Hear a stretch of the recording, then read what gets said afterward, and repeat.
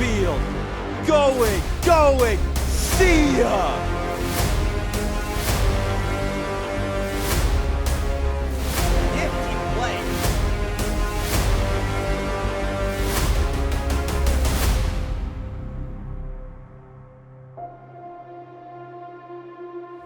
Welcome to the Florida League, where Florida summer baseball comes alive. I'm Berkleigh Mezzanotte. And I'm Kathleen Moore. And this week in the Florida League, walk-off hits, top plays, future stars, and the storylines that you won't want to miss. Welcome to Florida League Extra Innings. What is up, Florida League? We are back for another episode of Florida League Extra Innings. I'm Berkleigh Mezzanotte alongside Kathleen Moore, and we have another week of busy things going on in the league, so let's check out the recap. After the Florida League's break for the All-Star Game early last week, Thursday kicked things back off with a full slate of games. The Suns went down to Winter Garden and put up a convinced 7-1 victory over the Squeeze. The Lightning continued to take charge of the league with 11-6 victory over Winter Park. And finally, Game 1 of the doubleheader between Orlando and Sanford was canceled due to weather, with Game 2 resulting in a Sanford-led 5-0 shutout over the Snappers. Friday saw a 4-game slate, starting with a doubleheader with the Snappers and the Rats. Game 1 was named a 3-3 tie due to weather, with Game 2 seeing the Rats come away with a 12-2 victory over the Snappers. The Suns brought on a 9-5 win over the Squeeze in a play for second place in the standings. Finally, the Dogs went to Pat Thomas Stadium to see a 2-8 loss to the Lightning, who have all but confirmed their spot at the top. To round out this short week of games, the Dogs get one over the Lightning 3-1 to avoid the sweep. The Suns got the walk-off win 5-4 over the Squeeze to get the sweep and move into second place. Finally, the Snappers pull off the victory over the Rats in a 6-4 win to try and stay in playoff contention. We had a short but packed week in the Florida Collegiate Summer League, and I have to say, Berkleigh, the standings at this moment and the race for the playoffs are wide open. Yeah, we were talking about how a bunch of them are only like 2 games behind each other, so a win or a loss can really flip the script just like that. Absolutely. This next week is going to be crucial, but as it stands right now, the Leesburg Lightning are in a very comfortable lead. At this point, I believe they've clinched first place in the Florida Collegiate Summer League with a record of 22-9, and then second through 6th place, it's all like 14-15, 13-16. Everyone is very close together, so there's some opportunity for things to really get shaken up, and only one team misses out on the playoffs, Berkleigh. Yeah, everyone's hitting a hot streak right now. DeLand's hitting a hot streak. Sanford finally found their stride, so it's really anyone's game in the second half of the season. Absolutely, and just in case you aren't familiar with our playoff structure, teams 1 through 5 will make the playoffs, with the 4 and 5 seeds playing a play-in game. And then we go into a regular bracket-style playoff structure.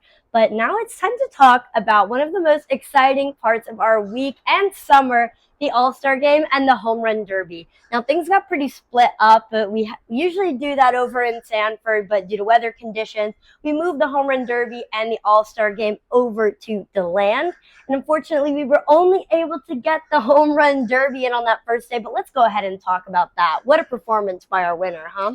Richie, he pulled it right out, honestly, right out the bat, no pun intended, but he just was really locked in. He kept telling me, I'm locked in, there's nothing I want to change, and then everyone else was chasing after him, so it really, was his game. Right, I believe in the first 2 rounds of the Home Run Derby, he hit 15 home runs, which was absolutely insane. He's also the first DeLand Suns player to win the Home Run Derby since, I believe, 2018. Yes. So that's very exciting as well. But unfortunately, the field conditions were not ready for the All-Star Game to take place on that Tuesday, I believe it was. Yep. So Wednesday, the All-Star Game was moved from Sanford to DeLand and finally ended up here at Alphonse Stadium in Winter Park.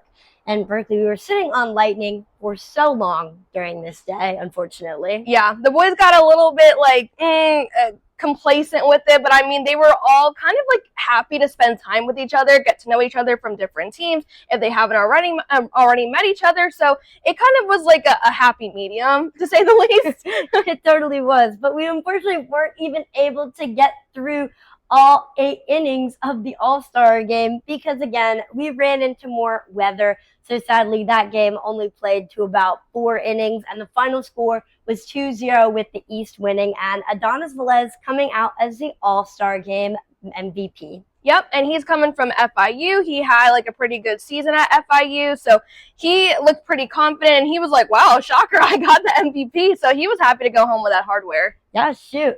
But now it is time to move on because we've had a very exciting couple of days here in the Florida Collegiate Summer League. The Major League Baseball draft is in full swing. And on the day of the first round, the FCSL had 2 alums get drafted. We had Logan Hughes, who is a former DeLand Sun from 2023, and he is now a Houston Astro. Yep. How exciting. Everyone was raging about him. They said he was a great teammate. I've seen so many people repost like his draft picture. So he was like a fan favorite in the Florida League, and he was just drafted out of Texas Tech. And then the FCSL had an additional player drafted on Saturday, and that was Kyle Jones, a former Orlando snapper from 2023, who is now a Milwaukee Brewer. And he is from the Florida Gators, so he had a pretty decorated stats record like at Florida. I mean, there's a lot of decorated players that come from the University of Florida, and I heard he was a great player all around too. Right, very exciting stuff for the FCSL, and I'm sure we'll see other notable Florida Collegiate Summer League alums going in the draft in the next couple of days. But now it's time to move on to our Player of the Week. Now, we have Charlie Keller from the Leesburg Lightning, who was on his 2nd week in a row of being Player in the Week, but his stats don't lie, and it's a very deserving honor for him. Yeah, he's so nonchalant about it. He's always humble about it. So he's like, oh, I got it again. So, I mean, but always a decorated player is Charlie Keller. Absolutely. And then for our Pitcher of the Week, we have Brock Bracker from the Sanford River Rats. Again, he's had some incredible pitching performances over the last roughly week and a half, and he's been a big reason that Sanford has been able to hit their stride. But we do have an interview with Charlie Keller on what it's like being Player of the Week 2 weeks in a row. What's going on, Florida League fans? Adam Rothschild here with Charlie Keller. Leesburg just defeated the Winter Park Diamond Dogs. Charlie, let's talk about this. Florida League Player of the League once again. How does that feel? Feels good. Yep. Grateful. So another important stat as well. You broke the single season home run record, 9 home runs on the season. How does that feel as well? Oh, I actually didn't know I broke it. I thought I tied it, but yeah, knowing that's pretty cool. I'm glad I could, glad I could do that. Glad I could help the team. And with the final stretch of the season approaching, what is the talk for you guys just throughout this last week in terms of just approaching with the postseason right around the corner? Yeah, hitters, even though, we didn't get the runs to show for it, I think we're in a good spot. Barrels every day, that's been very consistent with us. The pitchers are looking good. I think we just need to keep playing the same ball. Even though we lost today, same ball that we've been playing all week, and I think we'll be in a really good spot. So I want to congrats you on that honor as well, but best of luck throughout the rest of the season. Thank you. Adam Rothschild signing off. Back to the newsroom we go. Well, Kathleen, you have a special story coming up. We have like a set of twins that are in the league. Last year, they played on 2 separate teams, and now they're on the same team this summer. Yes, Jaden and Tyler Garcia, it was a pleasure getting to talk to them. So let's kind of hear from them about their baseball journey together. This is Kathleen Moore, league reporter with the Florida Collegiate Summer League, and I am joined by Jaden and Tyler Garcia. Guys, you are no strangers to this league. How many years have y'all been playing here? This is my 3rd season. This is my 2nd season. And what teams have you played for? I played with the River Rats, then last year I played with the Snappers, and now I'm back with the River Rats. And what about you? Last summer I played a half season with the River Rats, and now I'm back for my first full season. Exciting stuff. Now, not to be that person, but you're not seeing double. Jaden and Tyler, you guys are identical twins, yes? Yeah. Yeah. Wonderful. Now, which one of you is older? That's me. You're Yeah. older? By how long? 1 minute. 1 minute. I bet you milk that every day, though. He doesn't hear. He hears it every single day. Every day? How does that make you feel? It's all right. All right, guys. Now, I want you to tell me about growing up playing baseball together. Were you guys on the same teams? Were you always competing? And how often were your coaches getting you confused?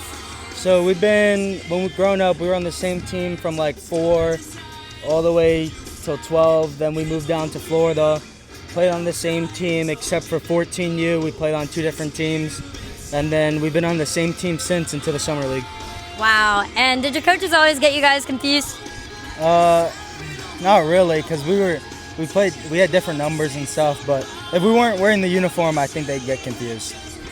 What is the way that your parents always would tell you apart? I don't know. My mom just knows, and my dad just takes a guess and gets lucky. That's awesome. Now, to kind of talk to me through the college process for you guys, I mean, going through and emailing schools and going through that recruiting process, I mean, it's already hard for one person to do, but were you guys supporting each other? Kind of what was that process like? So in college, I got committed probably like 3-4 months before he did.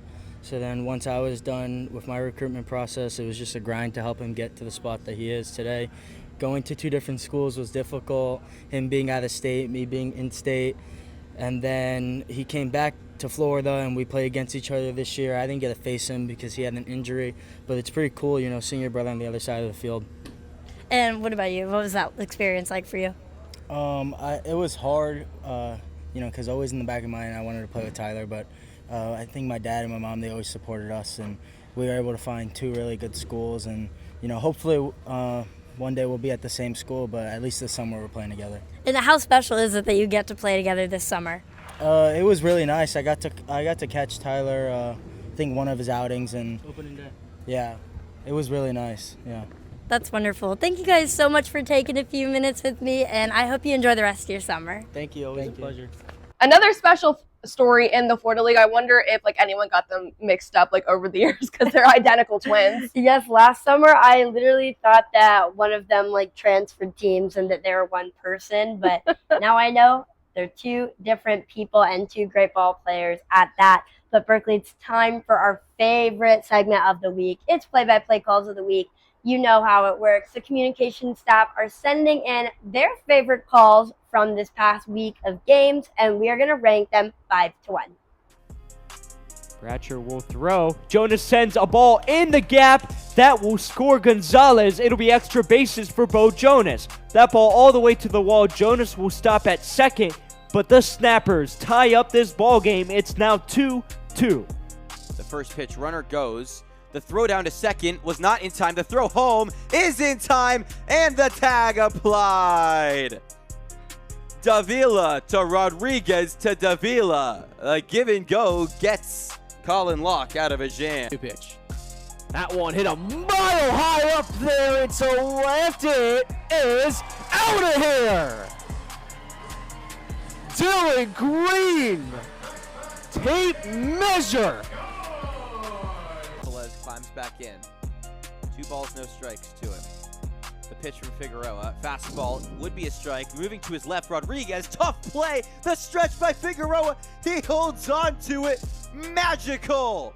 Roy Rodriguez, Elvin Figueroa. And off immediately. Ledger Pleasant is stranded between first and second. Tried to beat it out. Now they got the throw back over there at third. Now Pleasant's going to head for second. He's stranded still. Dumas trying to get to the plate as well. They're going to get him in the rundown. Dumas to the plate. Safe. And now Pleasant gets into second. As always, a big thank you to our communication interns for sending in their calls of the week. Absolutely. It's one of our favorite times of the week. But now it's time to round the bases and go through our home run recap. Fourth there and just couldn't find it. Which allowed Andon Gray to reach on the second. 3-1 count here. He doesn't have to move the bat team. He's already struggled to fire strikes, but he fires one there. It's going to keep going off the scoreboard. A 3-1 home run for Charlie Keller. And that's a tip of the cap right there to Charlie Keller. For the River Rats. The first pitch to him is lifted. Left field. Has some carry. To the track. To the wall. It's gone. First pitch to Seymour. Driven high. Driven deep. Driven gone. A solo shot for AJ Seymour, his first of the year, and they tie up this ball game. The 3-2 pitch from Brian Berkleigh. That one is swung on, belted. Center field back. It is gone. As the 0-1 pitch smacked high, deep. See ya. A solo shot. Back-to-back nights for AJ Seymour, and the Rats retake the lead here in Sanford. Kathleen, let's hope those bats stay hot for the rest of the summer going into playoffs, and let's see what's going to happen. Absolutely. And speaking of, let's go to the preview now to see that last week of games. To start out the final week of regular season, the Squeeze head to Winter Park, the Snappers go into Leesburg, and the Rats head down to DeLands. Tuesday, the Dogs host the Lightning, the Squeeze go see the Suns, and the Rats face off against the Snappers. Wednesday, the Snappers will host a two-opponent doubleheader, the first being the Squeeze and the second being the Suns. Thursday begins the three-game series for the week. First, the Dogs head into Winter Garden, the Suns go down to Sanford, and the Leesburg Lightning face the Snappers at TFA. Friday, the Dogs go back to Winter Garden, the Rats host the Suns, and the Lightning are back in Orlando. Rounding out our final week of the regular season, Saturday we have the Squeeze hosted by Winter Park, the Snappers head to Pat Thomas to face Leesburg, and the Rats head to Conrad Park to go head-to-head against the Suns. This is going to be a very big week in terms of standing and in terms of who's making the playoffs and who isn't. Now, I think that the team that we have to talk about here is the Orlando Snappers. They are 12-14 at the moment, sitting in fourth place, but Winter Park is 13-16, and Sanford are 12-17, sitting in that fifth and sixth position, and Orlando has a huge feat in their three-game series this week with the Leesburg Lightning. Yeah, that's going to be extremely tough. They're just going to have to be on all aspects with pitching, with hitting, with defense, everything all around, because Leesburg is a really tough team to beat, not just once, but like for a full series, especially when they have to go to Pat Thomas Stadium on Saturday with a full packed house. Absolutely. Leesburg, it's a tough place to play in the Florida League if you're the away team. Orlando's in a very peculiar position right now because at any point, either of these two teams could knock them out of the playoff spot. And I'm looking at the series for Winter Park and Sanford, and it's definitely not as challenging as having to go and play Leesburg for 3 games. Yes, and with Sanford and Winter Park, with everything being so even right now, like anything can really happen. So a single loss for Orlando, like we said, could put them at risk. Everyone else, it's fair game to see who can make those spots for playoffs. And wouldn't that be insane, considering the Orlando Snappers were last year's champions of the Florida League? Yeah, and they actually have like a really good lineup. It's just when they're on, and when they're not, it's like a head scratcher because it's like, wait, what's going on? Like they have really big backs on that team. Right. Well, it's time for the Snappers to get hot and stay hot, I guess. But that's going to be all the time that we have left for today's episode. We've got about 2 more episodes left of Florida League Extra Innings, so you're not going to want to miss those. But as always, I've been Kathleen Moore alongside Berkleigh Mezzanotte. See you in the next one.